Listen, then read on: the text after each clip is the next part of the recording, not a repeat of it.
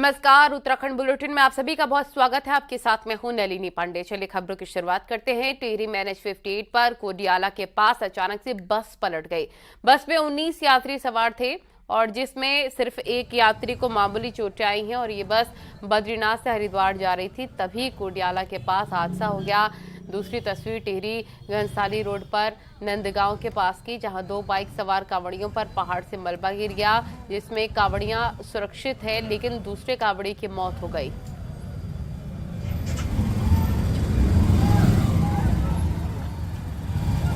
ये तस्वीर देख सकते हैं, बड़ा हादसा हुआ है। एक कांवड़िया की मौत की खबर है, हालांकि दूसरा सुरक्षित है। लेकिन कोडियाला के पास अचानक से बस पलट गई है। क्या वजह रही, कैसे हादसा हुआ, जांच का विषय है। एक यात्री हुआ है घायल, जिसका अस्पताल में इलाज चल रहा है।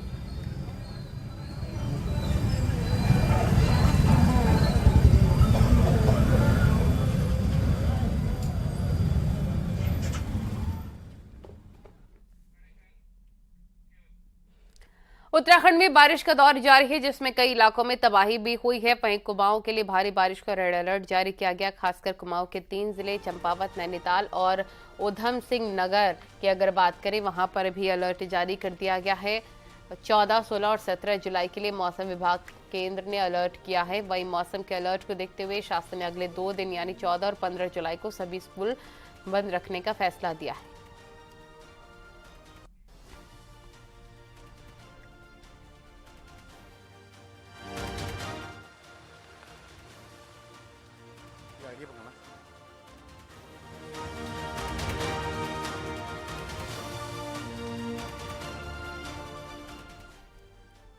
उत्तराखंड में पहाड़ के साथ साथ मैदानी इलाकों में भी बारिश मुसीबत बन गई है। हरिद्वार के लक्सर और उसके आसपास के देहात क्षेत्रों में बारिश ने ज्यादा कहर बरपाई है। लक्सर का मेन बाजार पूरी तरह से जलमग्न हो गया है।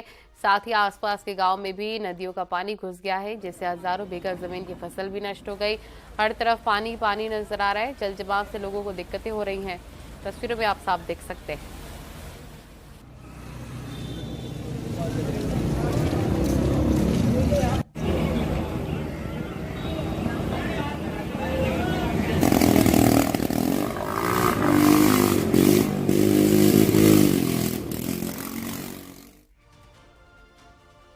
तो हरिद्वार में बारिश से हाल काफी खराब है। बारिश के बाद कई जगह जल जमाव हो गया है और बाढ़ जैसे हालात भी बनते हुए यहाँ पर नजर आ रहे हैं। और सोलानी नदी का जलस्तर भी लगातार बढ़ रहा है, जिसकी वजह से रिहायशी इलाकों में पानी भर गया है। खानपुर में हालात बहुत खराब हैं। इसके साथ ही गंगा नदी का जलस्तर भी लगातार बढ़ रहा है।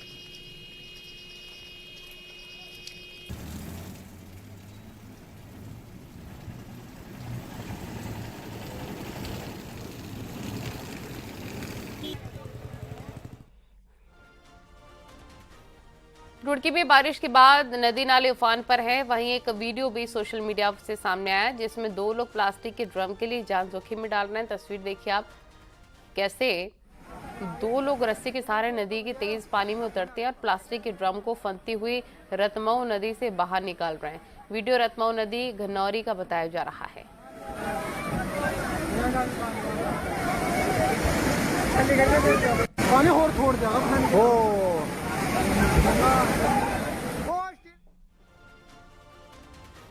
रुड़की में बारिश से बाढ़ जैसे हालात हैं और सड़कें जलमग्न हो गई हैं, जिससे लोगों को काफी दिक्कतें हो रही हैं। वहीं घरों के अंदर तक पानी घुस गया है। रुड़की देहरादून NH-73 के रामपुर में सड़क पानी से भर गई है। ट्रैक्टर ट्रॉलियों से बाइक और गाड़ियां निकाली जा रही हैं।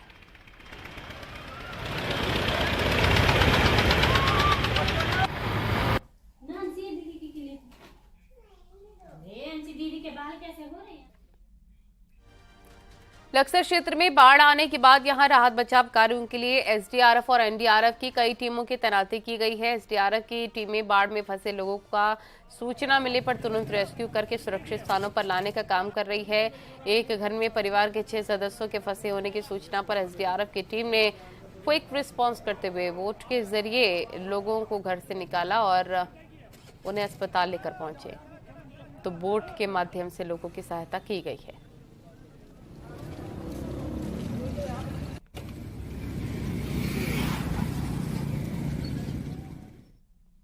हरिद्वार में बारिश के बाद हाल बहुत खराब है। रुड़की, लक्सर और खानपुर में भारी बारिश के बाद कई इलाके जलमग्न हो गए हैं।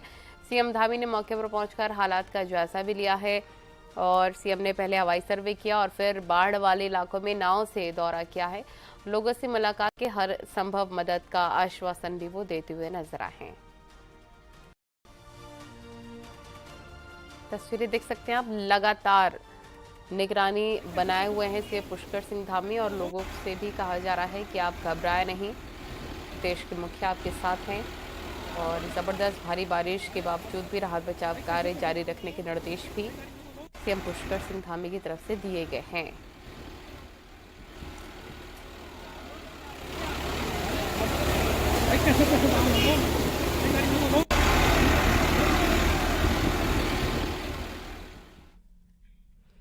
हरिद्वार के आपदा प्रभावित क्षेत्रों का निरीक्षण कर लौटे मुख्यमंत्री पुष्कर सिंह धामी का कहना है कि पूरा हरिद्वार जलमग्न हो गया है। 10-10 फुट तक पानी भरा हुआ है। मुख्यमंत्री ने कहा वे स्वयं राहत कार्यों की मॉनिटरिंग कर रहे हैं और क्या कुछ उन्होंने कहा, सुनिए। मुख्यमंत्री पुष्कर सिंह धामी हरिद्वार के आपदा प्रभावित क्षेत्रों का दौरा करके लौटे हैं। सर, क्या कुछ हालात वहां पर हैं? पूरा हरिद्वार आपदा की चपेट में है, जलमग्न हो गया है। अभी शासन के लोग जो जरूरी चीजें हैं, जरूरत के सामान हैं, उन सब की लोगों तक पहुंचाने का काम कर रहे हैं और साथ में बाढ़ प्रभावितों को हर संभव सहायता हो, उसके लिए हमने प्रशासन के लोगों को कहा है और मैंने स्वयं सभी क्षेत्रों का दौरा किया है। 10-10 फुट तक पानी भरा हुआ है। अभी कई सारी सड़कें अभी बंद हैं, इसके साथ साथ पावर सप्लाई भी बंद है। कांवड़ यात्रा भी चल रही है, उसमें भी अत्यधिक लोगों की संख्या है। सभी को ठीक प्रकार से व्यवस्थित करने का काम किया जा रहा है और मैं स्वयं मॉनिटरिंग कर रहा हूँ। सभी विभागों को कहा है कि सभी विभाग एक दूसरे से समन्वय बनाकर लोगों के लिए जो भी सहायता हो सकती है उस सहायता को फौरी रूप से करें। और कोटद्वार में बारिश के बाद मालन नदी में आए उफान से पुल टूट गया है और पुल का एक हिस्सा नदी में गिर गया है, जिसके बाद से सैकड़ों गांवों का संपर्क कोटद्वार से टूट गया है। मालन नदी पर बना पुल कोटद्वार भावर क्षेत्र की लाइफलाइन माना जाता है। ऐसे में पुल टूट जाने से लोगों को आवाजाही में भी काफी दिक्कतों का सामना करना पड़ रहा है।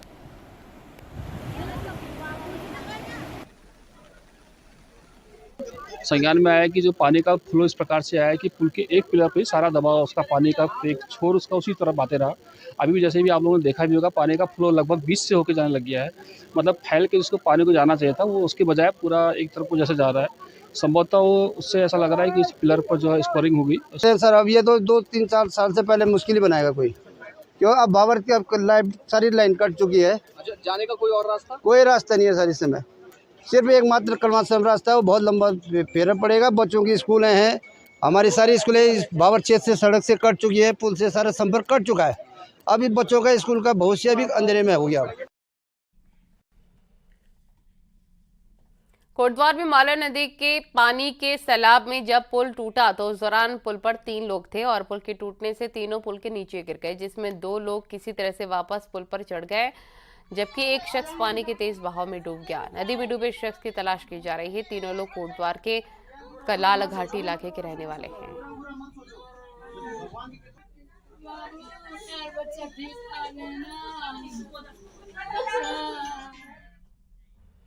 कोटद्वार में मालन नदी पर पुल टूटने के बाद विधायक ऋतु खंडूरी ने आपदा सचिव रंजीत सिन्हा को फोन करके फटकार लगाई है और उनसे अपडेट भी मांगा है।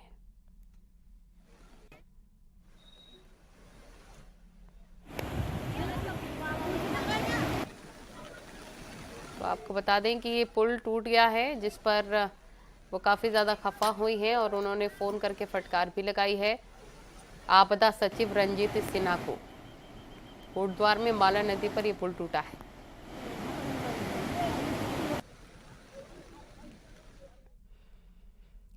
तो पहाड़ों में हो रही बारिश से हल्द्वानी में गौला नदी का जलस्तर लगातार बढ़ रहा है और गौला का जलस्तर 60,000 क्यूसेक को पार कर गया है। लगातार बढ़ते पानी की वजह से काठगोदाम में बने बैराज के सभी चैनल खोलने पड़े हैं। ऐसे में निचले इलाकों में बाढ़ का खतरा मंडराने लग गया है।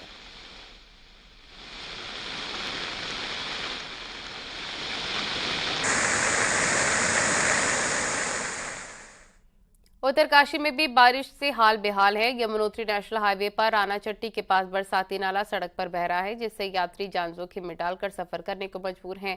इसके साथ इस जिले में गंगोत्री और यमुनोत्री नेशनल हाईवे के खुलने और बंद होने का सिलसिला भी जारी है। वहीं खुद 11 kV की विद्युत लाइनें क्षतिग्रस्त होने से करीब 50 से ज्यादा ग्रामीण क्षेत्रों की बिजली गुल हो गई है।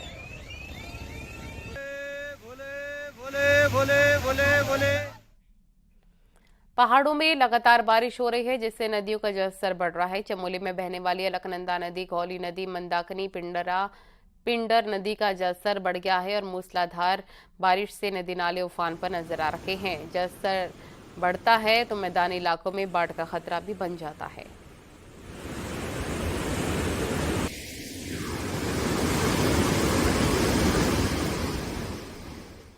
तो बारिश के कारण हल्द्वानी से सटे लालकुआं इलाके में लोगों का रहना दुभर हो गया है, क्योंकि इलाके में बरसात का पानी भर गया है। बारिश का पानी मोहल्लों की सड़कों के साथ ही लोगों के घरों में घुस रहा है। हालांकि प्रशासन लगातार इस ओर सतर्कता बरतते हुए नजर आ रहा है।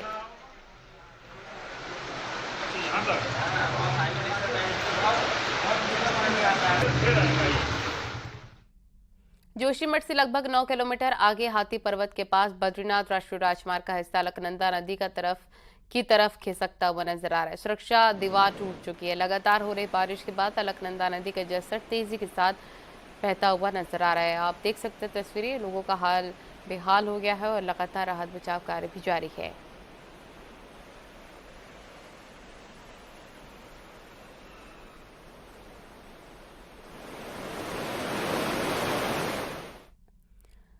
तो लगातार हो रहे लैंडस्लाइड के चलते पिथौरागढ़ के बॉर्डर की घाटियां शेष दुनिया से कट गई हैं। बॉर्डर की लाइफलाइन लिपुलेख रोड बंद होने से व्यास, दारमा और चौंदास घाटियां एक तरफ बहने लग गई हैं और इन घाटियों का संपर्क कटने से जहां हजारों की आबादी संकट में है, वहीं सुरक्षा बलों की दिक्कतें बढ़ने लग गई हैं। एक रिपोर्ट आपको दिखाते हैं।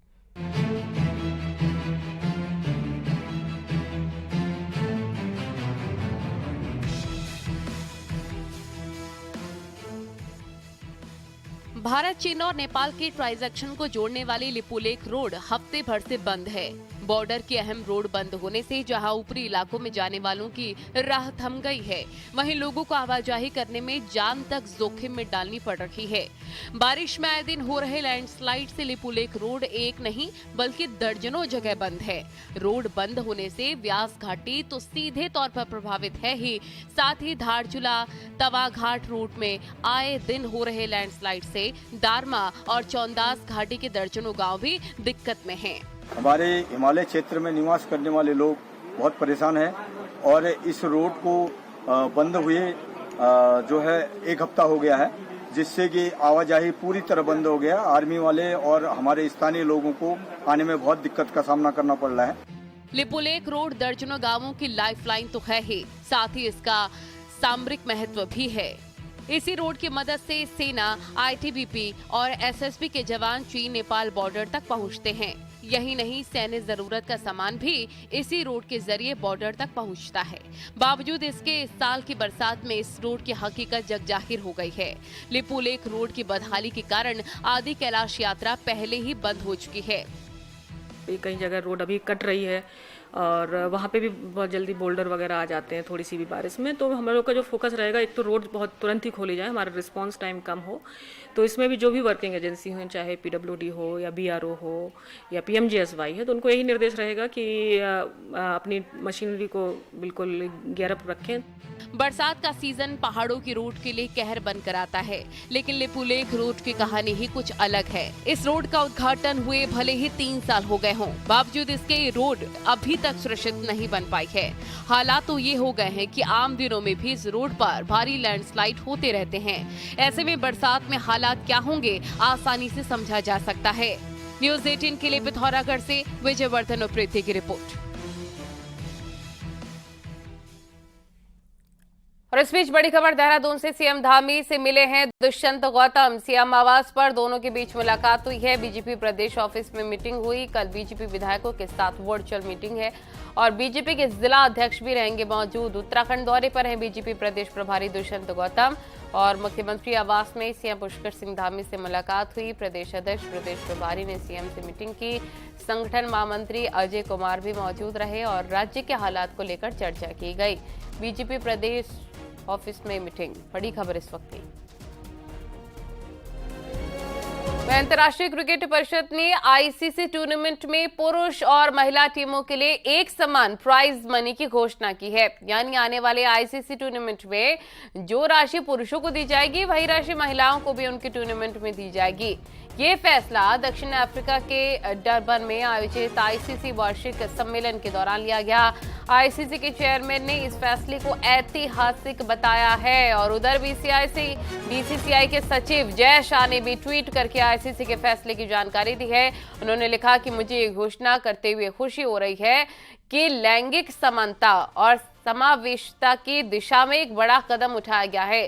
सभी आईसीसी टूर्नामेंट में पुरस्कार राशि पुरुषों और महिला के लिए एक जैसी होगी, एक समान होगी। साथ में हम आगे बढ़ें और मैं इस महत्वपूर्ण प्रयास को हासिल करने में मदद करने के लिए अपने साथ बोर्ड सदस्यों को उनके समर्थन के लिए धन्यवाद देता हूं। आइए एक ऐसे भविष्य की दिशा में काम करें जहां क्रिकेट दुनिया भर में फलता फूलता रहे।